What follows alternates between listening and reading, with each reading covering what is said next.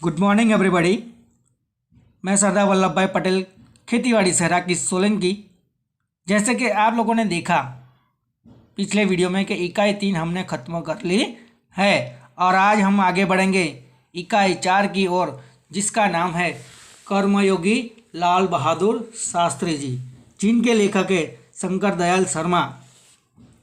देखिए, तो लाल बहादुर शास्त्री जी को कर्मयोगी क्यों कहा गया, यह विशेषण क्यों लगाया है, कर्मयोगी क्यों कहा गया है। तो कर्मयोगी यानी अच्छा सच्चा कार्य करने वाला, कर्म यानी कर्म मार्ग का अनुसरण करने वाला, सदा फल की उपेक्षा न रखने वाला, कर्म करने वाला। यानी कि अगर कोई हमारा कार्य करता है तो उनको आशा रहती है कि मुझे कुछ पैसे मिलेंगे, लेकिन उनको यह उपाधि इसलिए दी गई है कर्मयोगी, यानी कार्य करते लेकिन फल की इच्छा नहीं रखते। देखिए, जिनके लेखक है शंकर दयाल शर्मा जी। आगे बढ़ते हैं हम लोग। भारत के 9वें राष्ट्रपति श्री शंकर दयाल शर्मा का जन्म भोपाल मध्य प्रदेश में हुआ था। आपकी यानी उनकी आरंभिक शिक्षा मध्य प्रदेश में हुई। आगे की पढ़ाई आपने क्रमशः यानी धीरे धीरे आगरा, इलाहाबाद तथा लखनऊ विश्वविद्यालय में की तथा एमए एलएलबी की उपाधियाँ यानी जो डिग्री होती है उसको उपाधि कहते हैं, उपाधियाँ प्राप्त की। बाद में कैम्ब्रिज में विश्वविद्यालय से पीएचडी की, उसकी उपाधि अर्जित की। अर्जित करना यानी प्राप्त करना। वहीं पर 1 वर्ष तक प्रवक्ता रहे। प्रवक्ता यानी प्रवचन दिए, जैसे प्रवक्ता वाक्य कोई बोलता और सुनने वाले सामने होते, प्रवक्ता रहे। तत्पश्चात भारत लौटकर यानी उसके बाद आप भारत लौटकर राजनीति में सक्रिय हो, यानी राजनीति से वह जुड़े।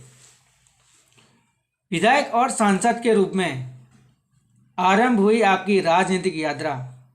पहले तो वह राज्यपाल बने, फिर उपराष्ट्रपति बने और राष्ट्रपति के सर्वोच्च पद पर जाकर समाप्त हुई। यानी इतनी जगह पर वह पहले राज्यपाल में हुए, फिर उपराष्ट्रपति, फिर राष्ट्रपति।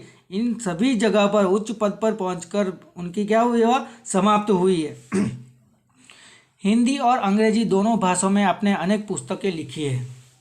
दोनों भाषाओं में यानी हिंदी और अंग्रेजी भाषा में उन्होंने कुछ पुस्तकें लिखी, जैसे कि देशमणि, हमारे पद प्रदर्शक यानी हमारा रास्ता सही दिखाने वाला पथ यानी रास्ता, प्रदर्शक यानी अच्छा रास्ता दिखाने वाला, वह पुस्तक प्रतिष्ठित भारतीय तथा हमारे चिंतन की मूलधारा, हमारे चिंतन यानी मन की मूलधारा।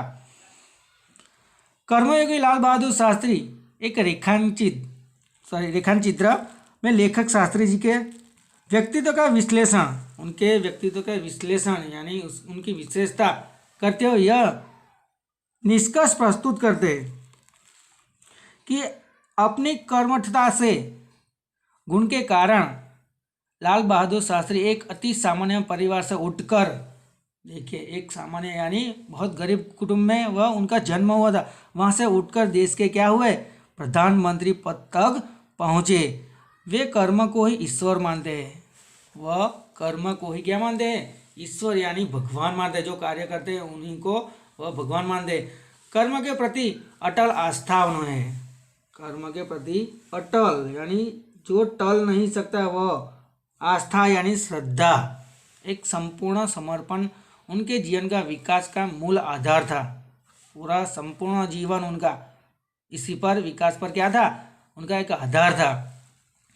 इस इकाई में समाविष्ट मूल्य यानी इस कहानी के या पाठ्य के अंदर उनके मूल्य, उनके कीमत यानी कि उनके जीवन में जो उनका मूल्य है, उनके विचारों का, उनके समर्पण भावनाओं का, कर्तव्य निष्ठा का और कर्मठता से जो सेवा लगाई गई उनके बारे में यहाँ पर बताई गई। देखिए, तो हम इकाई में देखते हैं, इकाई यहीं से शुरू होती है। तो शास्त्री जी के नाम के साथ कर्मयोगी विशेषण जोड़ना बिल्कुल उपयुक्त है। क्या कहते हैं कि शास्त्री जी यानी लाल बहादुर शास्त्री के जी के साथ मैंने अभी आपको बताया कि कर्मयोगी विशेषण लगाया है, जोड़ना बिल्कुल कैसा है, उपयुक्त यानी योग्य है, उचित है। क्योंकि मुझे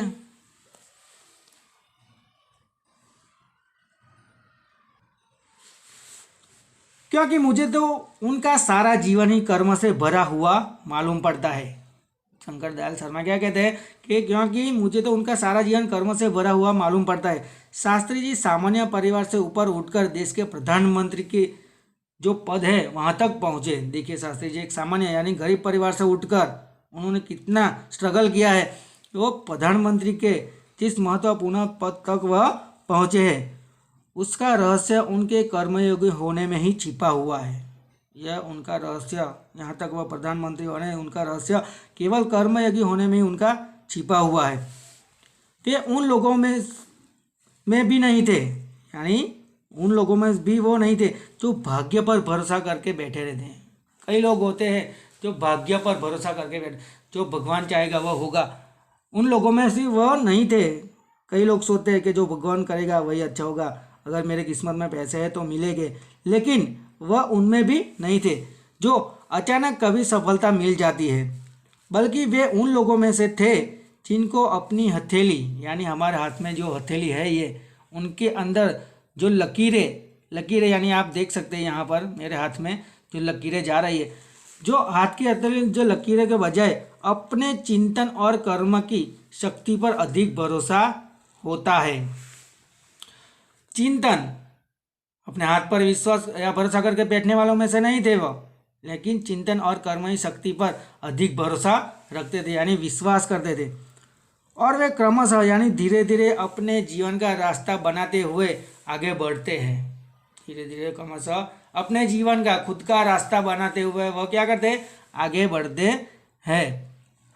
शास्त्री जी के लिए कर्म ही ईश्वर था, उनके लिए केवल कार्य ही, कर्म उनके लिए भगवान था, और इसके प्रति बिना किसी फल की आशा किए संपूर्ण भाव से समर्पित रहते थे। किसी भी फल की आशा के संपूर्ण भाव से वह समर्पित रहते, यहाँ तक कि जब भी उन्हें फल की प्राप्ति के अवसर मिले, तब भी उन्होंने उस ओर हमेशा उपेक्षित दृष्टि से ही रखी। यानी उनको फल के बारे में उन्हें कुछ नहीं चाहिए था। फल यानी जो उन्होंने कार्य किया है उसके प्रति कहा गया है कि उनका जीवन दर्शन गीता यानी भगवत गीता के निष्काम कर्मयोगी का प्रतिरूप था।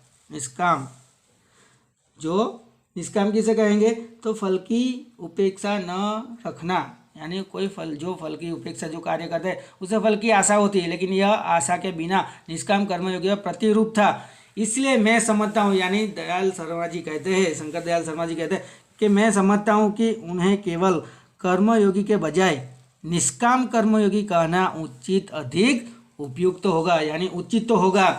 देखिए आगे देखते हैं हम लोग।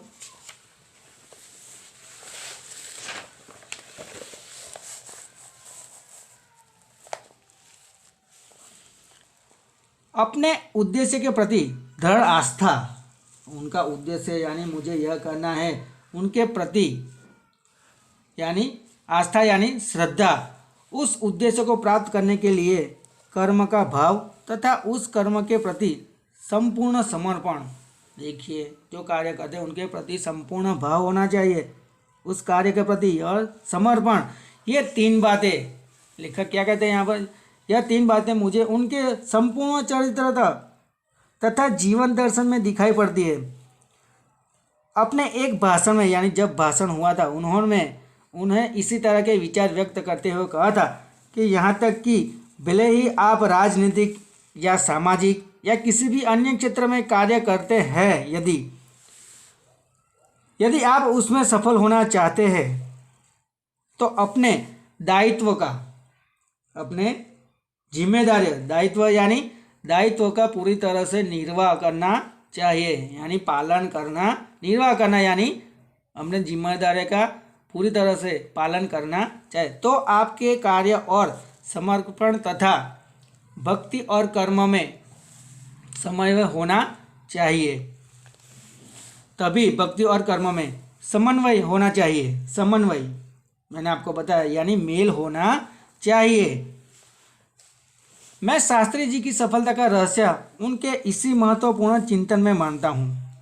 लेखक क्या कहते हैं कि मैं उनकी सफलता, के रहस्य उनके यदि महत्वपूर्ण चिंतन में ही मैं मानता हूँ। साथ ही यह भी मानता हूँ कि किसी भी व्यक्ति, समाज और देश के विकास का रहस्य इसी भक्ति और कर्म से के सिद्धांत में निहित है। निहित यानी उसके भीतर होती है, दिल में होती है। शास्त्री जी का संपूर्ण जीवन श्रम यानी कार्य करने में, सेवा, लोगों की सेवा में, सादगी, उनका चरित्र हम देखते हैं, उनको पहचान जाते हैं कि ये कितना सीधा है। जैसे कि हम महात्मा गांधी जी बापू के बारे में बात करेंगे, उनका जीवन कितना सरल और सादगी भरा था और समर्पण का अनुभव उदाहरण है। उनके ये गुण केवल उनके कार्य और विचारों में ही अभिव्यक्त नहीं पाते। देखिए, उनके ये सब जो गुण हैं, श्रम, सेवा, सादगी, समर्पण के, ये केवल विचारों में ही अभिव्यक्त नहीं पाते, बल्कि उनको देखने से ही इनके सभी भाव का एहसास हो जाता है। यानी कि उनका चेहरा देखते ही हमें पता चल जाता है कि व्यक्ति कैसा है। उनका चेहरा वैसा, जैसे हमारे महात्मा गांधी बापू के बारे में बताया जाता है। उनके अपने व्यक्तित्व में विचारों का अनोखा समन्वय था। उनके अपने व्यक्तित्व में यानी खुद के व्यक्तित्व, जैसे मेरा व्यक्तित्व होता है, उसी प्रकार उनके व्यक्तित्व में विचारों का अनोखा यानी अलग समन्वय, अभी मैंने आपको बताया समन्वय था, मेल था। यानी कि वे जो कुछ कहते थे वही करते थे। देखिए, यहाँ पर आपको वो मूवी का डायलॉग आपको पता होगा कि एक बार मैंने कमिटमेंट कर दी तो मैं अपने आप की भी नहीं सुनता। वैसे ही वो जो कुछ कहते थे वे वही करते, जो कुछ भी करते थे वह एकमात्र राष्ट्र लाभ की भावना से प्रेरित होकर करते थे। देखिए, अगर हम कोई कार्य करते हैं तो हम कोई लाभ की यानी हमारे घर के लाभ के लिए हम करते हैं, किंतु यहाँ पर वह केवल राष्ट्र के लाभ के लिए प्रेरित होकर करते थे। मुझे लगता है कि यह उनके चरित्रता की एक बहुत बड़ी विशेषता थी। लेखक क्या कहते हैं कि मुझे लगता है यह बहुत ही बड़ी विशेषता उनके जीवन की थी कि बिना फल की आशा किए कार्य करते थे, जिसके कारण देशवासी उन पर इतना अधिक विश्वास करते थे। जिसके कारण देशवासी, देश के लोग जो थे, उन पर कितना विश्वास यानी भरोसा करते थे और उन्हें चाहते भी थे, यानी प्रेम करते थे। जैसे हम महात्मा गांधी बापू को प्रेम करते, उसी तरह उनको भी वो लोग चाहते थे। पंडित नेहरू जी की समृद्ध राजनीतिक यानी जो समृद्ध राजनीतिक थी, उनका विरासत यानी वारिस, उत्तराधिकारी, विरासत किसे कहेंगे? यानी जो हमारे बाप दादा की जो जमीन होती है, जमीन जागीर, कैसे उनको विरासत कहते। उनको संभालना और उसे आगे ले जाने का काम कम कठिन नहीं था, यानी बहुत ही मुश्किल था। कम कठिन नहीं था यानी कि बहुत ही मुश्किल था। लेकिन देश ने उस समय साफ यानी अच्छी तरह से पता चला कि उसे संभालने की ताकत केवल किसमें है? शास्त्री जी में ही है। और शास्त्री जी ने अपने निर्मल यानी जो चरित्र है उनको निर्मल चरित्र से यहाँ पर संबोधित किया और दृढ़ संकल्प करना, ठान लेना शक्ति द्वारा देश की इस आकांक्षा को पूरा किया है। शास्त्री जी की एक सबसे बड़ी विशेषता यह थी कि एक सामान्य परिवार में पैदा हुए थे। देखिए, उनकी आप देख सकते हैं यहाँ पर लाल बहादुर शास्त्री जी की तस्वीर। क्या उनके सबसे बड़ी विशेषता यह भी थी कि वह एक सामान्य परिवार में पैदा हुए थे और सामान्य परिवार में ही उनकी परवरिश यानी छोटे से बड़े हुए, परवरिश हुई, यानी उनका जीवन वहीं से शुरू हुआ। जब वे देश के प्रधानमंत्री जैसे महत्वपूर्ण पद पर पहुँचे तब भी वह सामान्य ही बने रहे। अगर हम कह सकते कि कोई आगे बढ़ जाता है यानी पैसे से या कोई पद ऊंचा मिल जाता है तो वह उनके जीवन में अलग अलग तरीके से बदलाव आ जाता है। किंतु यहाँ पर देखिए कि प्रधानमंत्री जैसे महत्वपूर्ण पद तक पहुँचने के बाद भी वह केवल सामान्य ही बने रहे। उनको ऐसा नहीं लगा कि मैं आज इतना बड़ा हो गया तो मुझे इन लोगों का कार्य नहीं करना चाहिए, इसलिए तो उनको कर्मयोगी कहा गया है। विनम्रता यानी हम किसी को मान देंगे तो कोई हमें मान देगा। विनम्रता एकदम सादगी जीवन उनका और सरलता उनके व्यक्तित्व में एक विशिष्ट प्रकार का आकर्षण पैदा करती है। उनके जीवन में आकर्षण पैदा करती है, यानी कुछ है था उनके जीवन में, था उनके विचार में, था उनके मन में। इसी दृष्टि से शास्त्री जी का का व्यक्तित्व बापू के अधिक करीब था। जैसे इसी जो सामान्य विनम्रता सादगी का जो भाव थे उन्होंने, इसी वजह से कहा जाता है कि व्यक्तित्व बापू के अधिक करीब था, यानी महात्मा गांधी के करीब, यानी उनके जैसा ही उनका व्यक्तित्व माना गया है। और कहना न होगा, देखिए आगे बढ़ते हैं कि कहना न होगा कि बापू से प्रभावित होकर सन 1921 में उन्होंने अपनी पढ़ाई छोड़ दी। देखिए गांधी जी बापू से वह प्रभावित बहुत हो गए और उन्हीं के कारण उन्होंने 1921 में पढ़ाई छोड़ दी अपनी। शास्त्री जी पर भारतीय चिंतकों यानी चिंतक किसे कहेंगे, यानी जो शास्त्रज्ञानियों हैं उसे चिंतकों को, जैसे कि डॉक्टर भगवान दास तथा बापू का कुछ ऐसा प्रभाव रहा कि वह जीवन भर उन्हीं आदर्शों यानी उन्हीं के सिद्धांतों पर यानी सिद्धांतों पर चलते रहे तथा औरों को इसके लिए प्रेरित करते रहे और दूसरों को भी वह कहते रहे कि भाई यह कार्य अच्छा है, इनमें आप लग जाओ। प्रेरित करना यानी उनको कहते रहे, उनकी ओर लेते रहे। शास्त्री जी के संबंध में मुझे बाइबिल की वह उक्ति बिल्कुल सही जान पड़ती है। शास्त्री जी के जीवन संबंध में मुझे बाइबिल यानी जो ईसाइयों का धर्म पुस्तक है उसे बाइबिल कहते हैं और बाइबल भी कहते हैं। वह उक्ति यानी वह पंक्ति बिल्कुल सही जान पड़ती, यानी मुझे वही अच्छी सही लगती है कि विनम्र ही पृथ्वी के वारिस होंगे। क्या कहते हैं कि विनम्र यानी नम्रता हमारे जीवन में होगी, वही पृथ्वी के वारिस। पृथ्वी क्या हो गया, वारिस यानी उत्तराधिकारी, रक्षक होंगे। शास्त्री जी ने हमारे देश के स्वतंत्रता संग्राम में तब प्रवेश किया था। देखिए शास्त्री जी ने कब प्रवेश किया था, तो शास्त्री जी ने हमारे देश के स्वतंत्रता संग्राम में तब प्रवेश किया था जब वे एक स्कूल में विद्यार्थी थे और उनकी उम्र केवल 17 वर्ष की थी। गांधी जी के आह्वान पर वे स्कूल छोड़कर बाहर आ गए थे। देखिए गांधी जी ने एक बार कहा, उनके आह्वान पर, बुलाने पर वह स्कूल छोड़कर बाहर आ गए थे। इसके बाद काशी विद्यापीठ में उन्होंने अपनी शिक्षा पूरी की। उनका मन हमेशा देश की और आज़ादी और सामाजिक कार्यों की ओर लगा रहा। परिणाम यह हुआ कि सन 1926 में वे लोक सेवा मंडल में शामिल हो गए। देखिए परिणाम स्वरूप क्या हुआ, ये 1926 में लोक सेवा मंडल में वह शामिल हो, लोगों के लिए सेवा करना। वे जीवन भर सदस्य रहे।